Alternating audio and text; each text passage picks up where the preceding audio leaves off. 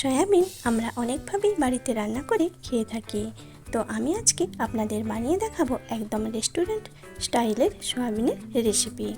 তো নমস্কার বন্ধুরা, নীলা রান্নাঘরে আপনাদের সবাইকে অনেক অনেক স্বাগত জানাই। আশা করি সবাই খুব ভালো আছেন ও সুস্থ আছেন। চলে এসেছি আজকে আপনাদের সামনে সয়াবিনের একটি দুর্দান্ত স্বাদের রেসিপি নিয়ে। তো এই রেসিপিটি গরম গরম ভাত, রুটি, পরোটা বা লুচির সাথে খাওয়া যায়। তাহলে আসুন দেখে নেওয়া যাক আমার এই আজকের রেসিপি।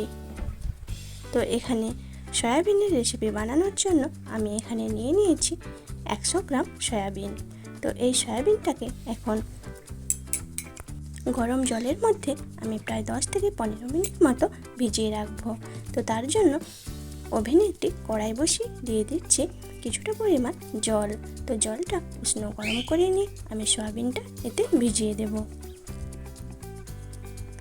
তো আমার চ্যানেলে যারা নতুন বন্ধু, যদি আমার ভিডিওটি ভালো লেগে থাকে তাহলে অবশ্যই আমার চ্যানেলটি সাবস্ক্রাইব করে পাশে থাকা বেল আইকনটি অন করে দেবেন, যাতে আমি কোনো ভিডিও ছাড়লে তার নোটিফিকেশান আপনাদের কাছে পৌঁছে যায়। তো সয়াবিনটা এখন ভালোভাবে ভিজিয়ে দিয়েছি। তো দেখুন 10 থেকে 15 মিনিট হয়ে গিয়েছে। এখন সয়াবিনটা বেশ সুন্দরভাবে ভিজে গিয়েছে। তো আমি জল থেকে নিচুড়ে ভালোভাবে তুলে নিয়েছি। আর এখানে উপকরণে নিয়ে নিয়েছি 3টে বড় সাইজের পেঁয়াজ, 2টো মিডিয়াম সাইজের টমেটো কুচি ও কিছু ধনেপাতা কুচি। আর এখানে নিয়ে নিয়েছি কয়েকটা কাঁচা লঙ্কা কুচি, 1 টেবিল চামচ রসুন বাটা, 1/2 টেবিল চামচ আদা বাটা। আর এখানে আমি নিয়ে নিয়েছি 200 গ্রামের মতো টক দই। তো টক দইটা খুব ভালোভাবে ফাটিয়ে নিয়েছি। তো ওভেনে কড়া বসিয়ে দিয়ে দিচ্ছি সরষের তেল। তো তেল খুব ভালোভাবে গরম করে নিয়ে আমি এখানে দিয়ে দেব কেটে রাখা পেঁয়াজ কুচি। তো পেঁয়াজটা আগে ভালো করে ভেজে নেব।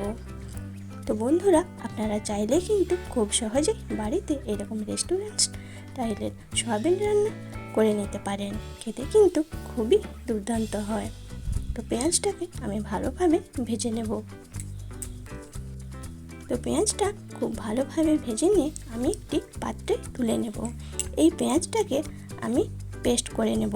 তো আপনাদের যদি মিক্সি থাকে তো মিক্সিতে পেস্ট করে নেবেন। তো আমি এটা শিলেই বেটে নেব। তো দেখুন পেঁয়াজটা খুব সুন্দরভাবে ভেজে নিয়েছি। এখন তেল ছেঁকে একটি পাত্রে তুলে নিচ্ছি। তো পেঁয়াজটা খুব ভালোভাবে ভেজে তুলে নিয়েছি। এখন ওই তেলে আমি সয়াবিনগুলো ভেজে নেব।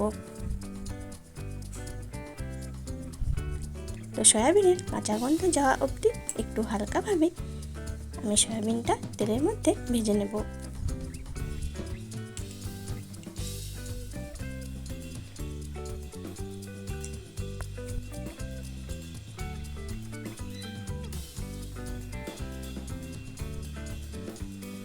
তো বন্ধুরা, সয়াবিনটা কাঁচা গন্ধ যাওয়া অবধি একটু হালকা লাল লাল করে আমি ভেজে নিচ্ছি। সয়াবিনটা ভালোভাবে ভেজে নিয়েছি। এখন একটি পাত্রে তুলে নিচ্ছি।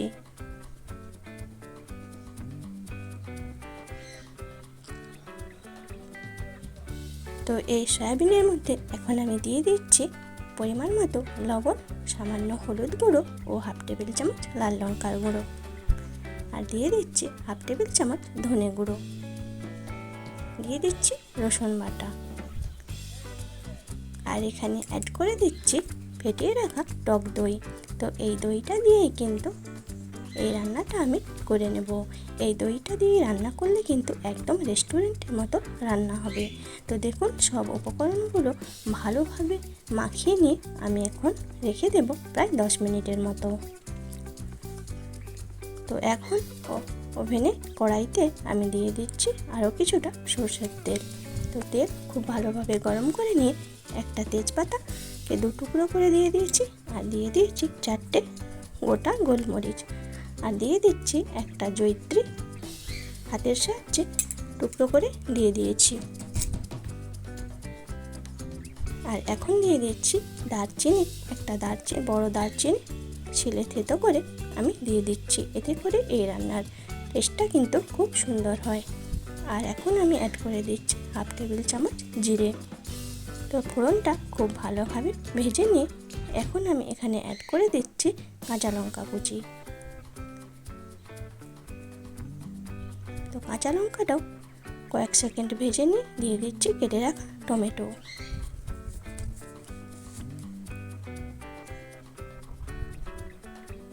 তো টমেটোটা দিয়েও তেলের মধ্যে কিছুক্ষণ ভেজে নেব।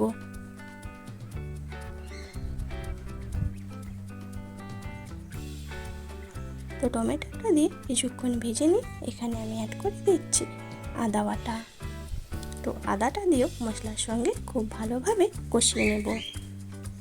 তো আদার কাঁচা গন্ধ যাওয়া না অবধি মশলাটাকে খুব ভালোভাবে কষিয়ে নিতে হবে। এরপর আমি এখানে দিয়ে দিচ্ছি বেটে রাখা পেঁয়াজের পেস্ট। তো পেঁয়াজের পেস্ট দিয়েও মশলার সঙ্গে খুব ভালোভাবে কষিয়ে নিচ্ছি। তো বন্ধুরা, আপনারা এইভাবে একবার বাড়িতে রান্না করে দেখবেন, খেতে কিন্তু অসাধারণ হয়। তো রুটি, পরোটা, লুচি বা গরম গরম ভাতের সাথেও খেতে কিন্তু দুর্দান্ত লাগে। তো দেখুন, খুব ভালোভাবে মশলাটা কষিয়ে নিয়েছি। এখন এখানে অ্যাড করে দিচ্ছি ম্যারিনেশন করে রাখা সয়াবিন। তো সয়াবিনটা দিয়ে এখন কিন্তু গ্যাসের ফ্লেমটা লোতে রাখতে হবে, কেননা এতে যেহেতু টক দই দেওয়া আছে, সেই জন্য লো ফ্লেমে রেখেই সয়াবিনটা ভালোভাবে কষিয়ে নিতে হবে।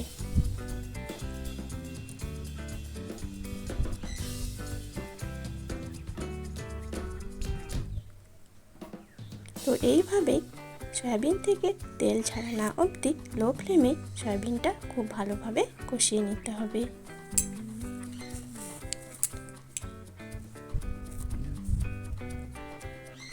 তো দেখুন, হালকা হালকা কিন্তু রান্না থেকে তেল ছাড়া শুরু করে দিয়েছে।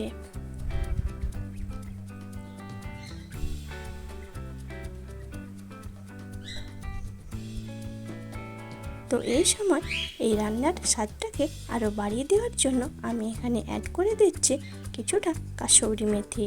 তো হাতের সাহায্যে দলে দিয়ে দিয়েছি, আর দিয়ে দিচ্ছি হাফ টেবিল চামচ গরম মশলার গুঁড়ো। তো দিয়ে খুব ভালোভাবে কষিয়ে নেব।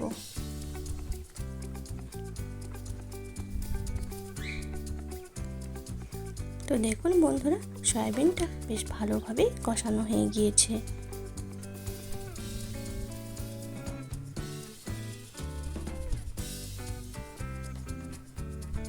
মশলা থেকে তেল ছেড়ে দিয়েছে। এরপর আমি এখানে অ্যাড করে দিচ্ছি জল।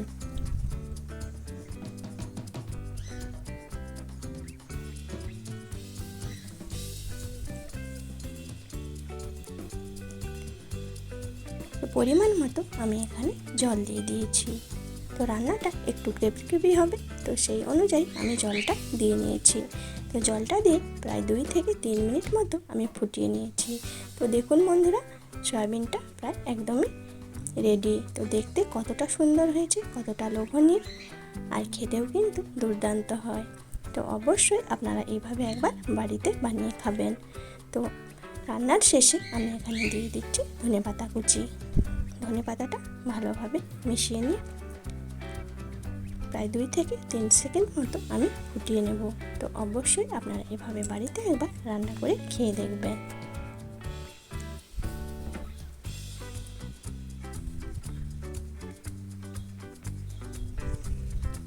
তো দেখুন, 2 থেকে 3 মিনিট হয়ে গিয়েছে।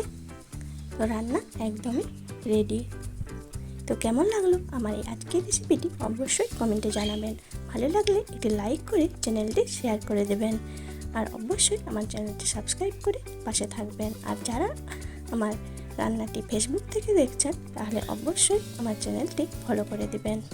তো দেখুন, একটি প্লেটে আমি সার্ভ করে আপনাদের দেখিয়ে দিচ্ছি। তো আজকের মতো এই পর্যন্ত, চলে আসবো আরও কোনো নতুন রেসিপি নিয়ে। সবাই ভালো থাকবেন, সুস্থ থাকবেন। তো সম্পূর্ণ ভিডিওটি দেখার জন্য অনেক অনেক ধন্যবাদ।